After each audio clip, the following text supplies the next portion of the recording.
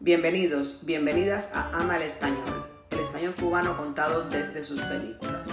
Este es el podcast Cine Cubano en Voz Alta, un viaje por el cine cubano para entender su lengua desde lo que sus historias muestran y también desde lo que callan. Hola, soy Ada Iglesias, profesora de español, especialmente en su variante cubana, y doctorante en cine cubano contemporáneo. En este podcast, Cine Cubano en Voz Alta, analizamos cómo el cine cubano revela aquello que no siempre puede expresarse de manera frontal. A veces a través del lenguaje, otras a través del cuerpo, el deseo, el silencio o el caos. Hoy quiero hablarte de una de las películas más complejas, sensibles y transformadoras del cine cubano contemporáneo, Fresa y Chocolate, dirigida en 1993 por Tomás Gutiérrez Alea y Juan Carlos Tavío. Fresa y Chocolate, así fue como el cine cubano salió del closet. Esta obra nace del encuentro entre dos hombres, David, un joven militante comunista, y Diego, un intelectual homosexual marginado. Desde esa relación aparentemente íntima, la historia plantea preguntas esenciales sobre identidad, ideología, nación, deseo y libertad. No estamos simplemente ante un relato de amistad o desencuentro, estamos ante una reflexión profunda sobre los lenguajes del poder y del afecto, sobre cómo se habla, cómo se desea y cómo se imagina la nación en un momento de crisis moral y económica. Por primera vez en el cine cubano, Fresa y Chocolate llevó a la pantalla grande una representación honesta, compleja y profundamente humana de la homosexualidad, no como desviación ni caricatura, sino como eje ético, político y afectivo del relato.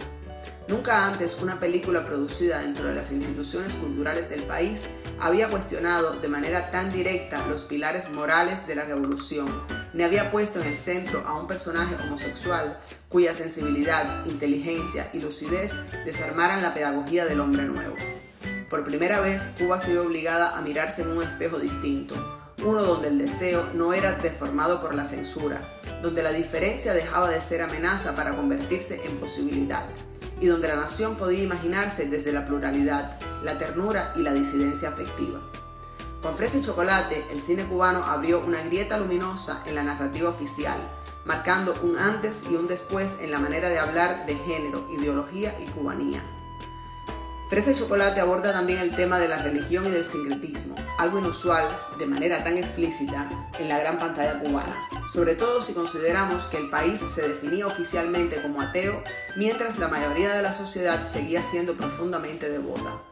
La película rompe ese silencio institucional y muestra un universo donde lo religioso está plenamente integrado en la vida cotidiana, no como doctrina, sino como conversación íntima con las deidades.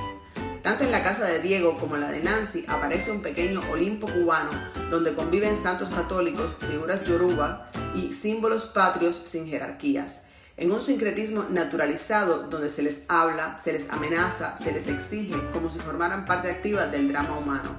Esa familiaridad con lo sagrado revela una espiritualidad profundamente arraigada que la ideología oficial no logró desactivar y convierte la religión en un territorio estético y afectivo desde el cual la película piensa la nación y sus contradicciones. En Fresa y Chocolate, la dimensión de género se convierte rápidamente en el espacio donde se revelan las fisuras del proyecto revolucionario.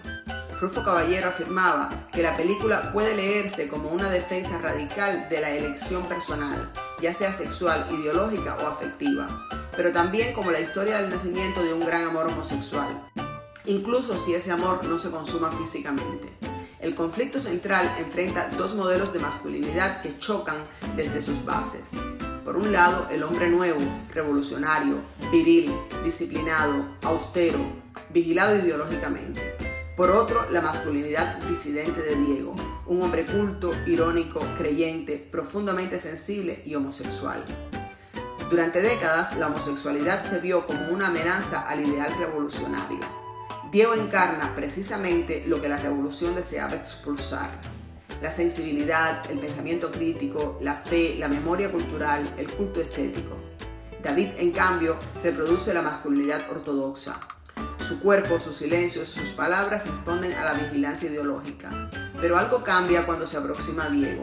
Ese cuerpo vigilado empieza a transformarse y en esa transformación comienza un proceso de autoconciencia donde la vulnerabilidad adquiere fuerza y el deseo se convierte, más que en transgresión, en una forma de conocimiento. Rufo Caballero lo describe como la historia de un desnudamiento. David pierde máscaras, mientras reconoce en Diego la transparencia de quien ya no simula nada. Reinier Barrios profundiza esta lectura cuando señala que Diego posee un cuerpo asociado a la virilidad dominante, musculoso, velludo, imponente, pero lo habita con gestos que la cultura asocia tradicionalmente a lo femenino. En cambio, David tiene un cuerpo más frágil y vulnerable. Esa inversión produce un espacio político donde la masculinidad deja de ser un bloque monolítico y se vuelve terreno en disputa. El cuerpo se transforma en un texto que contradice la pedagogía del hombre nuevo y abre la posibilidad de imaginar otras masculinidades, más ambiguas, más complejas, menos disciplinadas. Lo femenino cumple una función mediadora dentro de este triángulo emocional.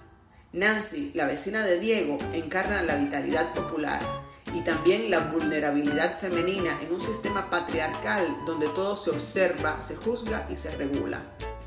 Ella y Diego comparten la experiencia de la marginalidad, una ética del afecto y una lucha cotidiana por la sobrevivencia. La película deja claro que a pesar del discurso igualitario de la revolución, las jerarquías de género se reprodujeron dentro del nuevo sistema que pretendía eliminarlas, y la exnovia de David amplía esta crítica. Su relación con él condensa la hipocresía moral del entorno. En la escena de la posada, a donde la lleva David para tener sexo, ella lo acusa de quererla solo por deseo. Sin embargo, más tarde se casa con otro hombre y emigra a Italia para vivir bien. Su frase, David, yo quiero vivir bien, tener una familia, vestirme, denuncia cómo el cuerpo femenino también puede convertirse en instrumento de ascenso o de supervivencia dentro de un sistema lleno de contradicciones. Diego, en cambio, encarna la ética del amor en su sentido más amplio. No es un amor posesivo ni carnal, es una fidelidad afectiva, un compromiso emocional que busca el bienestar del otro. El sacrificio que hace al favorecer la relación entre David y Nancy, aún sabiendo la importancia simbólica que tiene la virginidad de David, no nace de la renuncia resentida, sino de la generosidad. Frente a la moral revolucionaria del sacrificio colectivo, Diego propone otra moral, la de la intimidad, la lealtad y el afecto. En su cuerpo, el placer es resistencia. En su palabra, el deseo es pensamiento.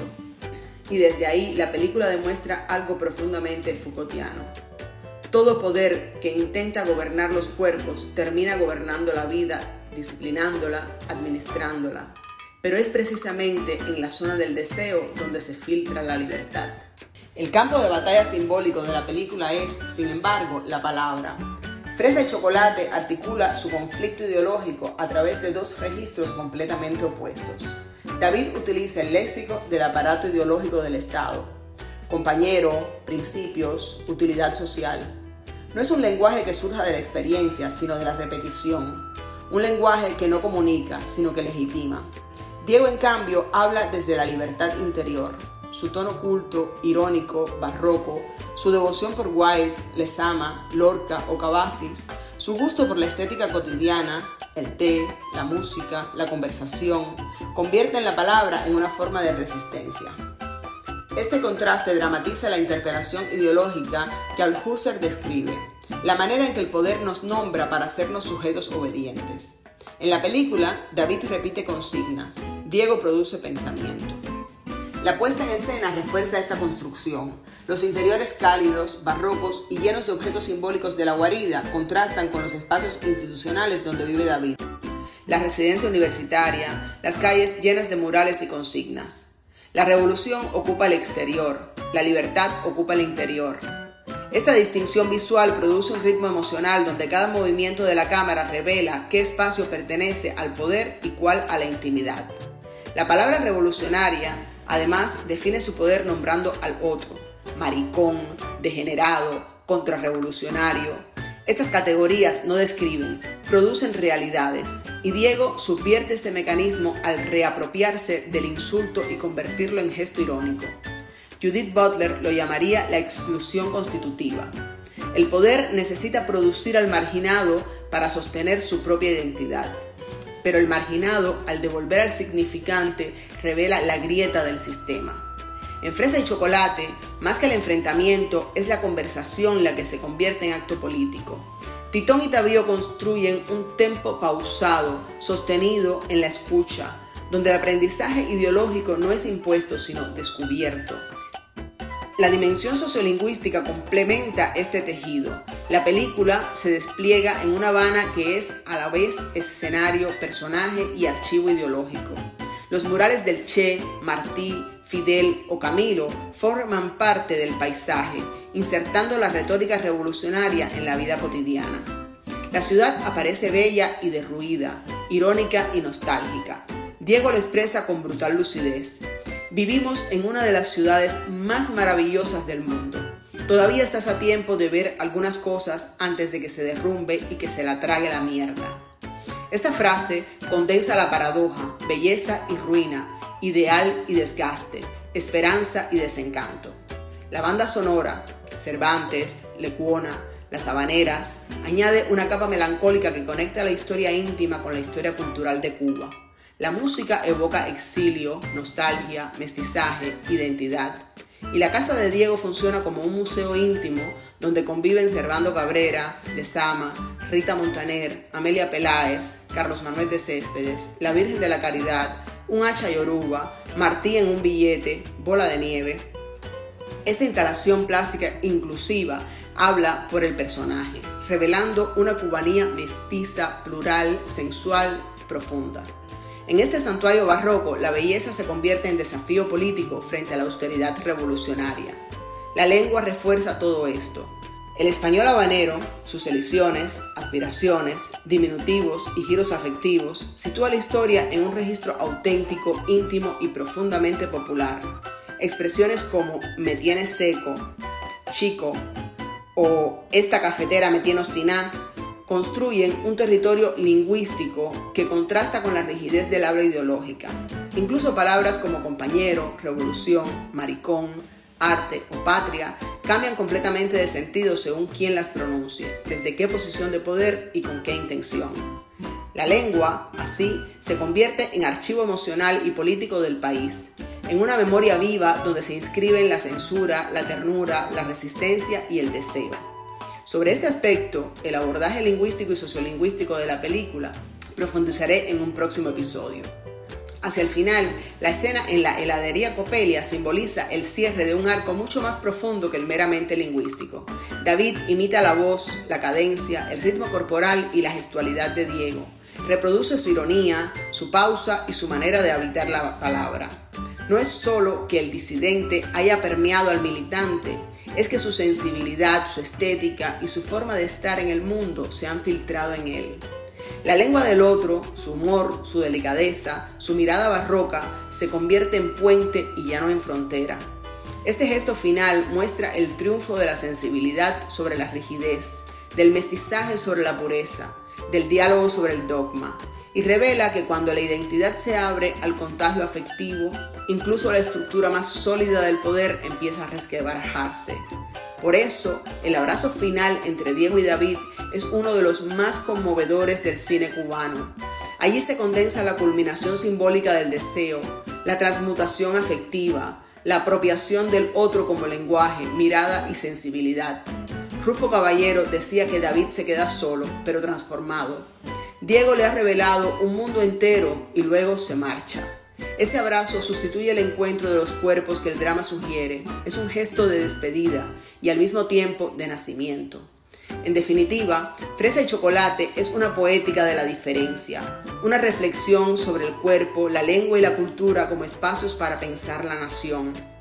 En la historia íntima entre Diego y David se reflejan las grandes tensiones de la Cuba postrevolucionaria, el deber y el deseo, la obediencia y la libertad, la pureza ideológica y el mestizaje afectivo. La película traduce esos conflictos en palabra, imagen y música, proponiendo que la verdadera revolución no es el dogma, sino la del amor y el verbo. Entre la fresa y el chocolate, entre dos cuerpos, dos voces y dos Cubas, el filme invita a imaginar un país capaz de escucharse en su pluralidad y de reconocerse finalmente en la diferencia. Y al final, queda una pregunta.